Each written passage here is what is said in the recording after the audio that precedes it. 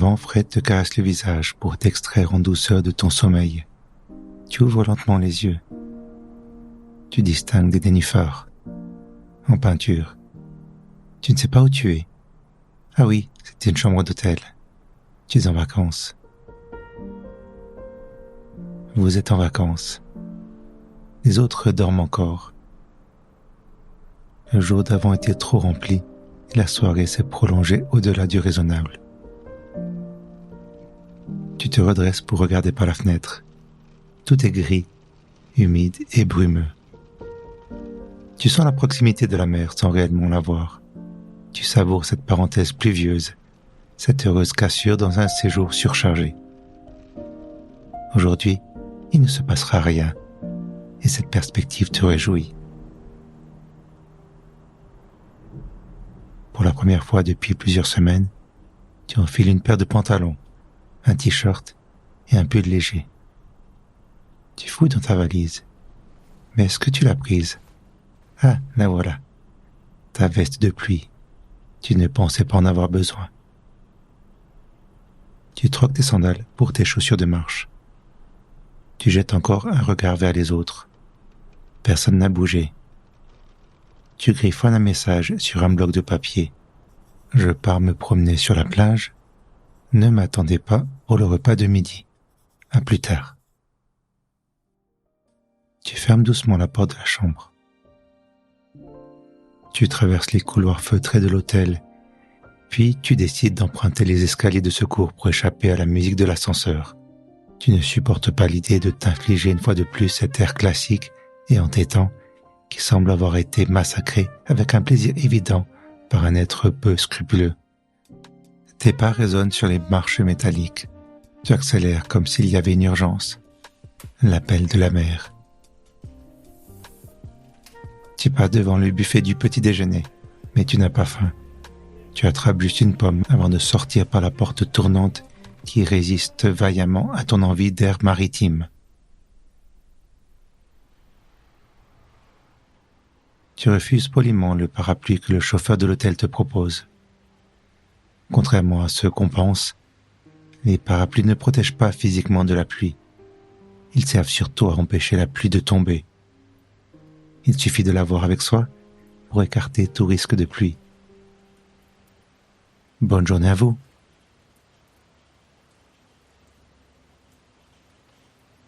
Tu traverses la rue. Pas de trafic, pas de voiture, pas de vélo, pas une âme en vue. Tous les autres humains dorment. La fin du monde est proche. Ton imagination va trop loin, mais tu as besoin de ce vide.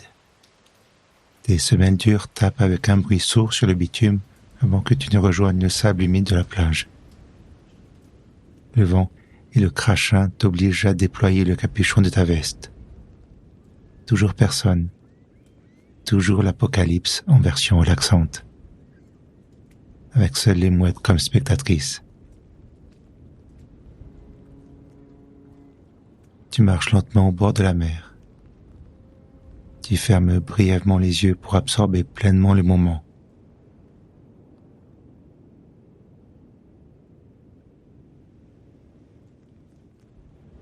Quand tu ouvres à nouveau les yeux, tu aperçois une étrange silhouette de femme dans la brume. Tu devines un chapeau, un imperméable, un sac à dos et surtout un drôle d'outil, comme si elle passait l'aspirateur sur la plage. Par curiosité, tu t'approches et tu entends des bruits surprenants, comme des signaux d'avertissement. Tu es à présent à quelques pas de la dame. Sous son chapeau trempé, tu devines ses cheveux courts et quelques mèches grisonnantes. Elle lève la tête et te sourit avant de dire « C'est le temps pour des vacances. Désolé pour toi. Mais t'es bien équipé. Au fait, salut. Moi, c'est Mireille. » Elle te tend une main rugueuse. La poigne est sûre et puissante. Tu oublies de te présenter car une question te brûle les lèvres et tu te lances. « Mais vous faites quoi là ?» Tu pointes du doigt son étrange outillage. « Ah, ça c'est un détecteur de métaux. C'est celui de mon mari. Depuis qu'il est parti à la retraite, il tournait en rond à la maison. Quitte à tourner en rond, autant le faire en plein air. Il a utilisé 2 fois avant de dire que c'était trop compliqué, ces trucs modernes. Moi, je n'aime pas jeter. Alors j'ai essayé et j'ai bien accroché. Certaines personnes promènent leurs chiens. Moi, je me promène et je cherche des trésors. Elle fouille ensuite dans ses poches, avant d'en ressortir une vieille pièce en étain. Tiens, c'est pour toi. C'est une pièce avec 2 faces identiques. Quoi que tu fasses, elle tombera toujours du bon côté. Ça te portera bonheur. Et sans rien dire d'autre, elle se retourne et disparaît progressivement dans la brume. Tu fais tourner la pièce entre tes doigts avant de la mettre dans ta poche. Tu reprends ta promenade. Malgré la relative fraîcheur et la fine pluie qui tombe presque à l'horizontale, tu apprécies ce moment de solitude.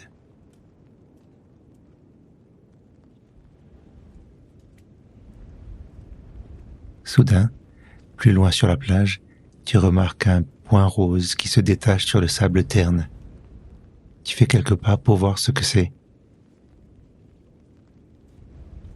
Oh, c'est juste un seau, un jouet oublié par un enfant. Il y a même la petite pelle et le râteau. Tu regardes à gauche, puis à droite, avant de t'accroupir. Tu n'avais pas ça dans ton enfance. Tu remplis le seau de sable humide. Parfait, le matériau est dense, mais pas trop humide. La texture est idéale pour une construction ambitieuse. Il faut au minimum 4 tours et des hauts remparts avec des douves autour, sinon ce n'est pas un vrai château fort. Les murs s'élèvent, tu les sculptes, tu les lisses, ça prend forme. Tu te relèves et tu recules de quelques pas pour admirer ton ouvrage. Tu tâtes tes poches pour retrouver ton téléphone, mais tu l'as laissé à l'hôtel. Quelques vagues s'approchent dangereusement de ta forteresse. Bientôt, il n'en restera rien, juste le souvenir d'une brève incursion dans l'enfance.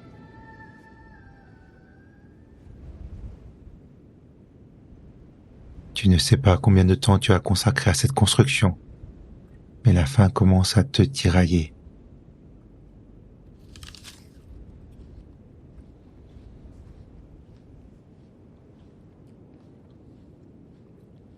Tu regardes autour de toi. La plage, la mer et les nuages à perte de vue. Rien, ou presque.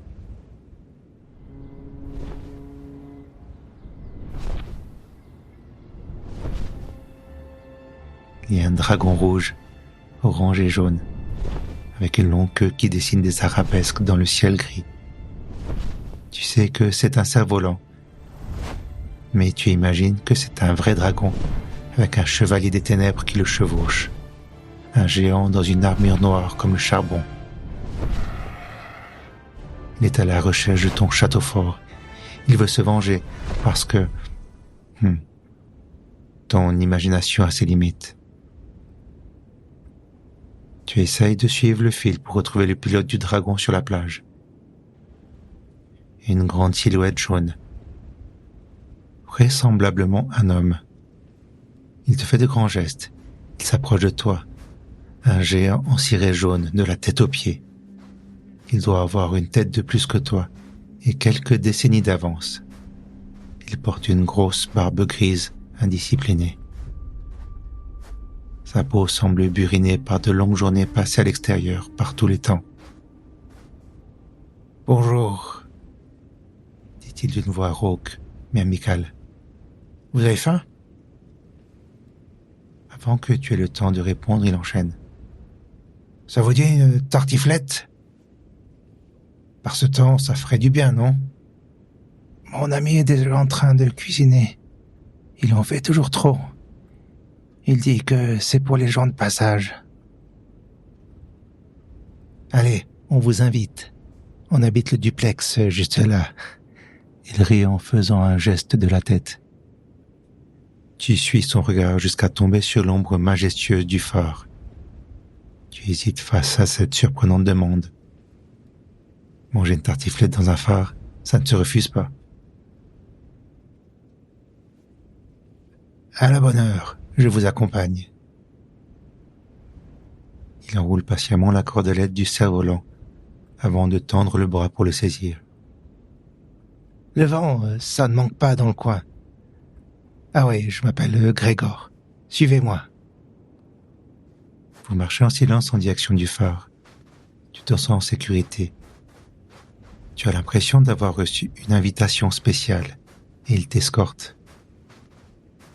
2 secondes. Je range mon dragon et j'arrive. Il disparaît dans une vieille cabane en bois. Tu lèves les yeux vers la colline sur laquelle se dresse le phare. Il est fait de briques, peintes en blanc, avec à son sommet la galerie de couleur rouge. Accolée au phare se trouve une maison en pierre naturelle, qui sont recouvertes de lichen et d'herbe. C'est comme si la maison avait été là avant le phare. Grégor referme la porte de la cabane. Tu te retournes vers lui. Je vous ferai visiter le phare après le déjeuner. Vous faites les derniers pas qui vous séparent de la maison. Sans hésiter, Grégor entre en premier en criant « Clément, c'est moi. On a de la compagnie pour le déjeuner. Et assez de tartiflettes pour 3 ?» Une tête dépasse de l'encadrement de la porte de la cuisine et un grand sourire illumine un visage faussement juvénile. Il a la cinquantaine resplendissante. Il semble fraîchement rasé. Il a juste une fine paire de lunettes rondes sur son nez. C'est un grand et fin gaillard qui s'approche. Oh Grégor, tu sais qu'il y a toujours assez de tartiflettes, pour autant que notre invité accepte de manger ça en plein été. Allez, prenez place, dit-il en montrant la table déjà dressée. Tu regardes autour de toi. Tu es comme dans une ferme, avec du mobilier rustique, massif et solide. Il y a des lattes de bois contre les murs, qui te rappellent l'ambiance d'un chalet, avec la vraie cheminée pour compléter le tout. Grégor enlève ses vêtements cirés avant de s'asseoir en face de toi. Il pose une bouteille de vin sur la table. Il la débouche et te verse un verre sans te demander si c'est en ordre pour toi. Il remplit son verre, puis celui de Clément qui arrive en portant le plat de tartiflette. Grégor suit attentivement Clément du regard avec un petit sourire. Il y a de la tendresse dans ce sourire. Il y a de la reconnaissance. Grégor a saisi ton regard attentif. Alors il te raconte tout. Clément est venu un été ici, pas juste pour les vacances, mais pour commencer un nouveau chapitre, loin des montagnes, loin des gens qui ne voulaient pas comprendre. Il n'est jamais reparti de ce bord de mer. Il a presque tout laissé derrière lui. Il a juste gardé la recette de la tartiflette. Quant à Grégor, c'était un homme de la mer, un homme qui savait seulement partir et qui avait de la peine à revenir. Mais à l'approche de la retraite, il s'est installé sur ce bord de mer. Grégor sourit en regardant Clément. « T'avais l'air de débarquer d'une autre planète, et je ne pensais pas que tu resterais. »« Oh mince, on raconte notre vie et la tartiflette refroidie. Allez, bon appétit, et bienvenue chez nous. » Clément lève son verre. « À la santé des inconnus qui ont de la peine à repartir. »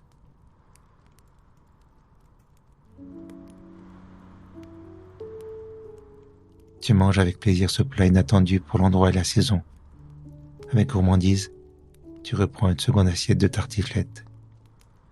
Grégor lève un doigt.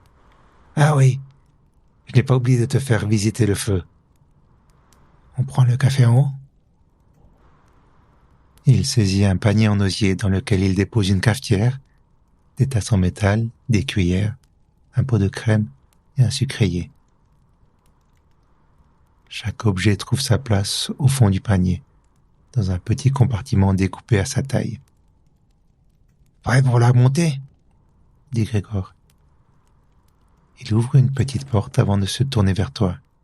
J'ai bricolé ce passage.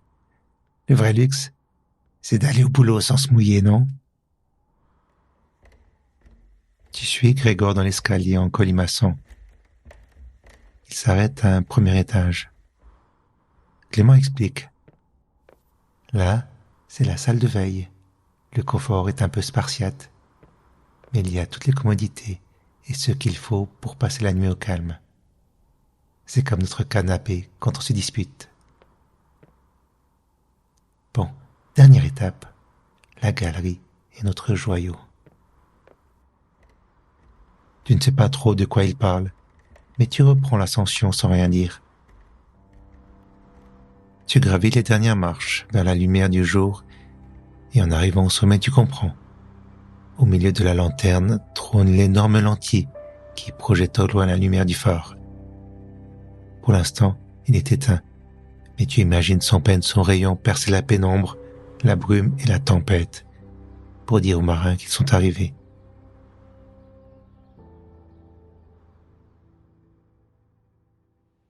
La pluie a cessé et quelques rayons de soleil parviennent timidement à traverser la goutte de nuages.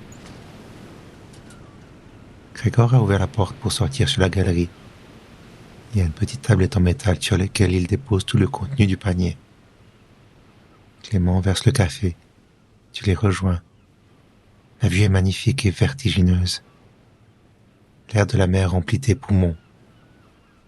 Tu fermes les yeux en aspirant profondément. Grégor sourit en t'observant. Ça vaut bien l'air des montagnes. Tu ne sais pas. Clément ne dit rien. Il est appuyé sur la rambarde et regarde l'horizon en buvant tranquillement son café. Grégor tend le bras pour te passer une tasse de café.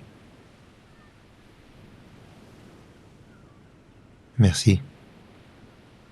Et pas que pour le café. Pour tout.